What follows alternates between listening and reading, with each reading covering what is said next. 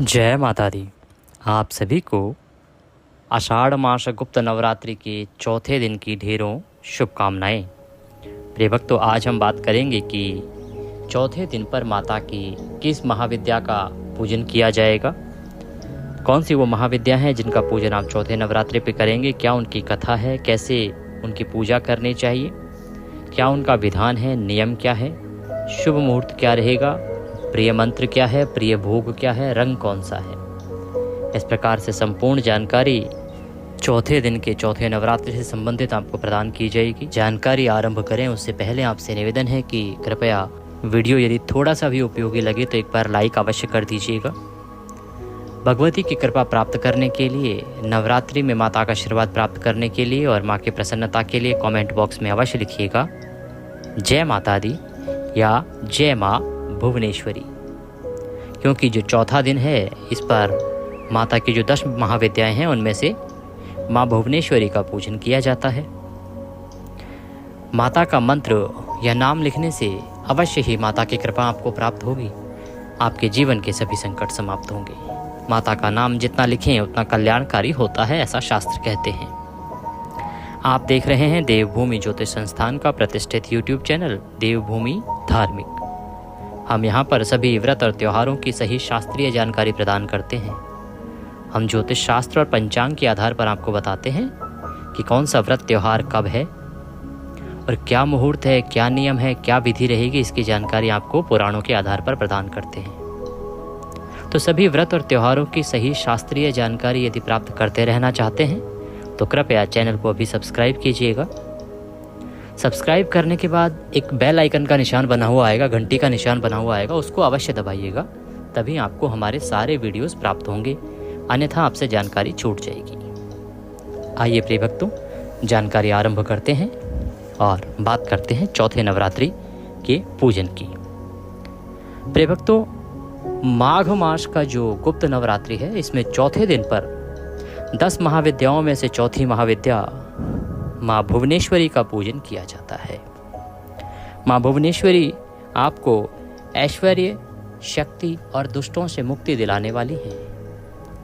माँ ऐश्वर्य की पूजा सभी साधु संत करते हैं, जो अघोरी होते हैं वो विशेष रूप से करते हैं, और जो माता की सिद्धि प्राप्त करना चाहते हैं वो इस दिन रात्रि को, जो चौथा नवरात्रा होता है उसमें रात्रि को विशेष रूप से माता की आराधना करते हैं।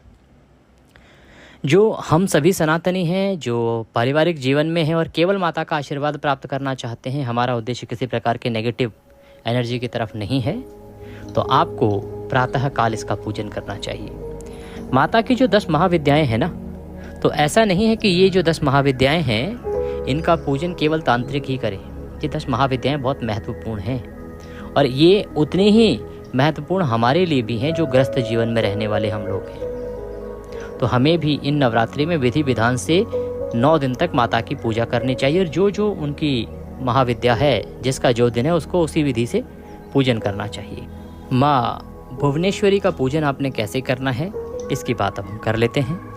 आपको चौथे नवरात्रि के दिन सूर्योदय से पहले उठना चाहिए। प्रयास कीजिए कि आप ब्रह्म मुहूर्त में उठ पाएँ। ब्रह्म मुहूर्त में अगर ना उठ पाएँ तो सूर्योदय से पहले अवश्य उठ जाइएगा। उठने के बाद स्नान आदि से निवृत्त होकर स्वच्छ वस्त्र धारण कीजिए। माँ भुवनेश्वरी का जो चौथा नवरात्रा होता है इस दिन आपको लाल रंग के वस्त्र पहनना चाहिए। लाल रंग माँ के लिए उपयुक्त और प्रिय बताया जाता है। लाल रंग के वस्त्र पहनिए। वस्त्र पहनने के बाद माता की पूजा करने के लिए सामग्री एकत्र कीजिए, जो सामान चाहिए। माँ भुवनेश्वरी का पूजन करने के लिए आपके पास माँ भुवनेश्वरी की कोई तस्वीर या प्रतिमा होनी चाहिए। चौकी होनी चाहिए, उस पर कपड़ा बिछाने के लिए लाल रंग का कपड़ा होना चाहिए। रौली, मौली, पान, सुपारी, लौंग, इलायची, धूप, दीप, नैवेद्य, अक्षत, फूल, फूलों की माला, इत्र, पंचामृत बनाने के लिए कच्चा दूध, दही, घी, शहद और शक्कर, ये सारी सामग्री है जो आपने एकत्र करनी है पूजा के लिए। अब जो दर्शक हमारे 9 दिन की आराधना कर रहे हैं तो उन्होंने पहले दिन ही चौकी स्थापित कर ली होगी, तो आपने जो माता की तस्वीर रखी है आप उसी में माता भुवनेश्वरी का स्वरूप देखते हुए पूजन कीजिएगा। और बहुत से ऐसे दर्शक भी होते हैं जो केवल एक दिन का पूजन करते हैं, और आज अगर आप माँ भुवनेश्वरी का पूजन करना चाहते हैं उनका आशीर्वाद प्राप्त करने के लिए, तो आप माँ भुवनेश्वरी का तस्वीर या चित्र लीजिएगा। आइए पूजन आरंभ करते हैं। ये विधि हम वहाँ से बता रहे हैं कि यदि कोई एक नवरात्रि भी करना चाहता है तो वह किस प्रकार से कर सकता है।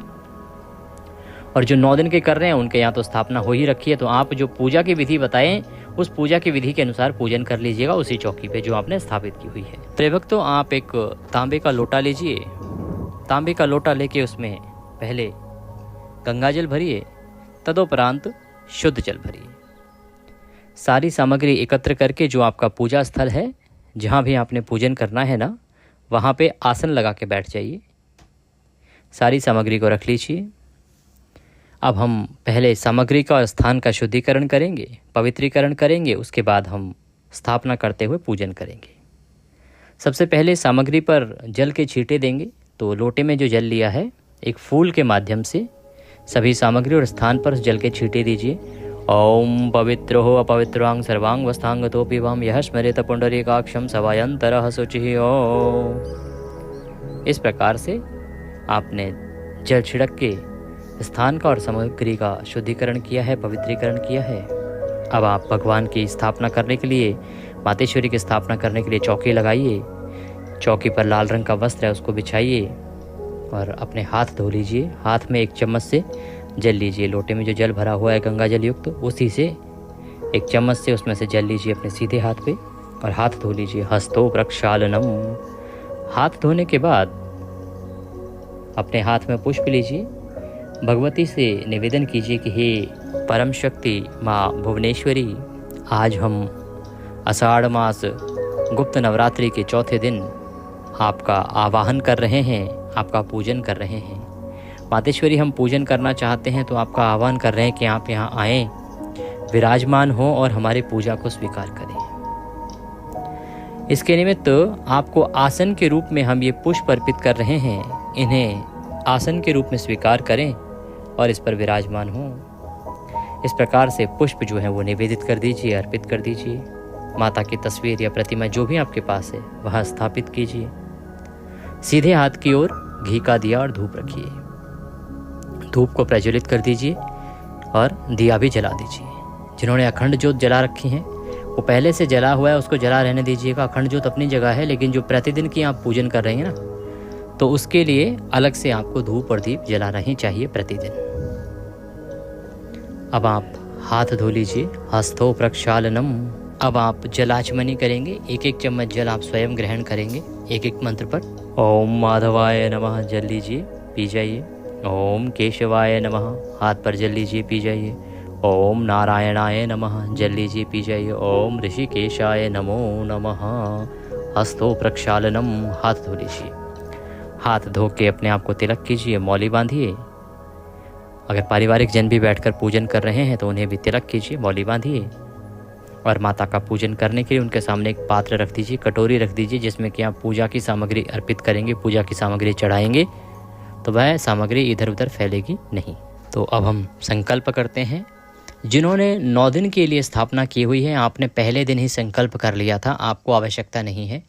केवल जो लोग आज पूजन कर रहे हैं ना, जिन्होंने एक ही दिन की पूजा करनी है, आज की ही केवल पूजा करनी है, या जिन्होंने आज ही स्थापना की है, उनको ही केवल संकल्प करना है। तो संकल्प करने के लिए सीधे हाथ में जल लीजिए। 1 रुपये का सिक्का दक्षिणा के रूप में कम से कम रखिए और 3 बार बोलिए ओम श्री विष्णु, ओम श्री विष्णु, ओम श्री विष्णु। अपना नाम, अपना गोत्र, जिस स्थान पर बैठकर संकल्प कर रहे हैं वहाँ का मकान नंबर, क्षेत्र का नाम, शहर का नाम, आषाढ़ मासे शुक्ल पक्षे चतुर्थयाम पुण्यतिथियो चतुर्थ नवरात्रि उपलक्ष्ये माँ भुवनेश्वरी व्रत पूजन संकल्पम संकरिष्ये। बोली सौ श्री विष्णु शरणौ शरणम प्रपद्ये। और वह संकल्प माता के चरणों में अर्पित कर दीजिए। संकल्प करने के बाद अब पूजन आरंभ करेंगे। माँ को सबसे पहले पद्य, अर्घ, आचमनी अर्पित कराया जाएगा। तो एक एक मंत्र पर एक एक चम्मच जल माँ के सामने रखे पात्र में आप अर्पित करते जाइएगा। ओम भूर्भुवस्सुः श्री भुवनेश्वरी देव्याय नमः। गुप्त नवरात्रि चतुर्थ दिवस पूजन अंतर्गते भगवती देवी भुवनेश्वरी निमित्तार्थाय पद्यम समर्पयामि। पद्य के रूप में 1 चम्मच जल लीजिए, अर्पित कीजिए। ओम भूर्भुवस्सुः श्री भुवनेश्वरी देव्याय नमः। अर्घ्यम समर्पयामि। अर्घ्य के रूप में 1 चम्मच जल अर्पित कीजिए। ओम भूर्भुवस्सुः श्री भुवनेश्वरी देव्याय नमः आचमनीं समर्पयामि। आचमनी के रूप में 1 चम्मच जल अर्पित कीजिए। पद्य अर्घ आचमनी कराने के बाद अब आप देवी को स्नान कराएंगे। स्नान कराने के लिए 1 चम्मच जल अर्पित कीजिएगा। ओम भूर्भुवः स्वः श्री भुवनेश्वरी देव्याय नमः स्नान निमित्तार्थाय जलम समर्पयामि। ओम भूर्भुवः स्वः श्री भुवनेश्वरी देव्याय नमः पंचामृत स्नान निमित्तार्थाय पंचामृतम समर्पयामि।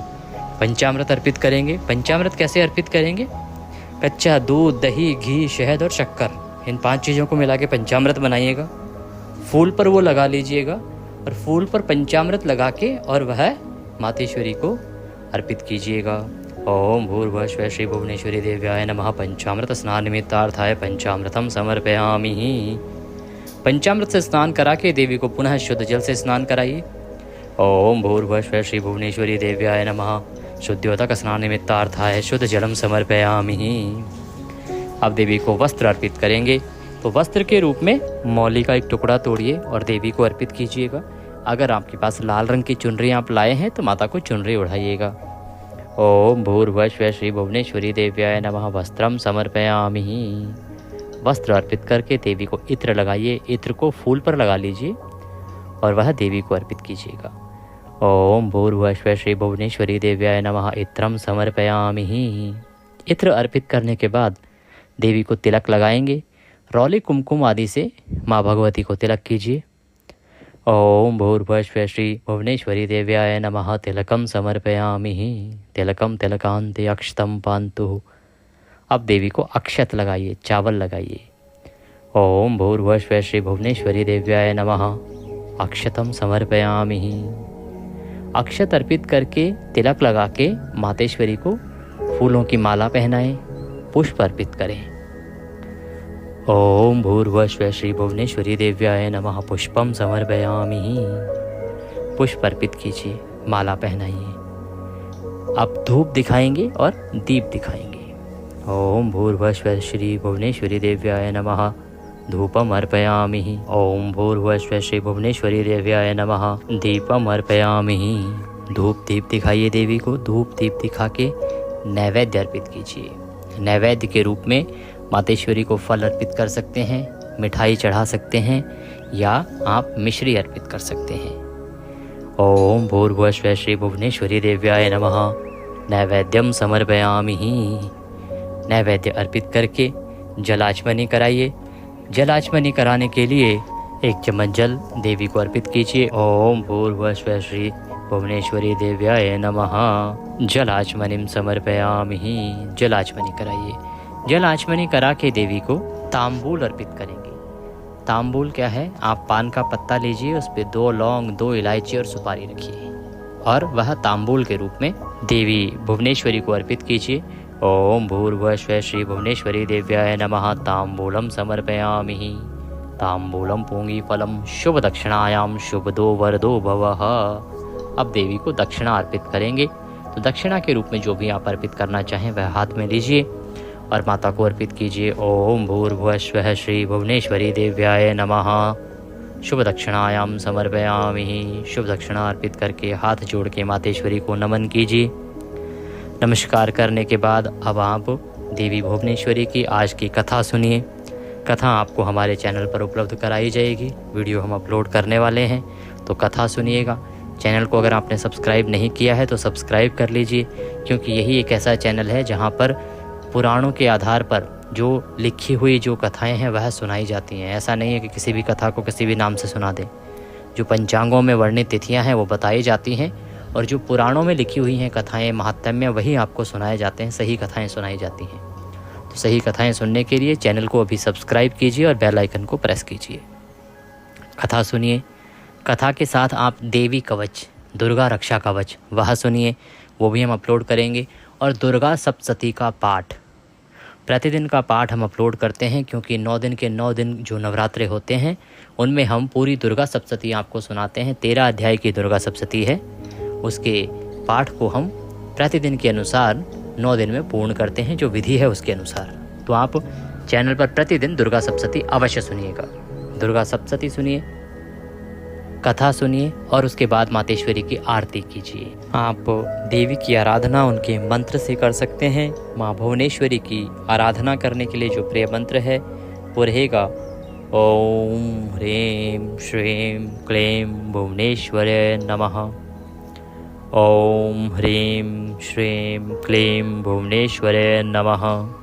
इस मंत्र से आप देवी की आराधना कीजिए। ये मंत्र जप मंत्र है जो सभी ग्रस्त जनों के लिए उत्तम है। आप इससे आप माता की आराधना कर सकते हैं। एक माला का जाप करेंगे, आपके लिए कल्याणकारी रहेगा।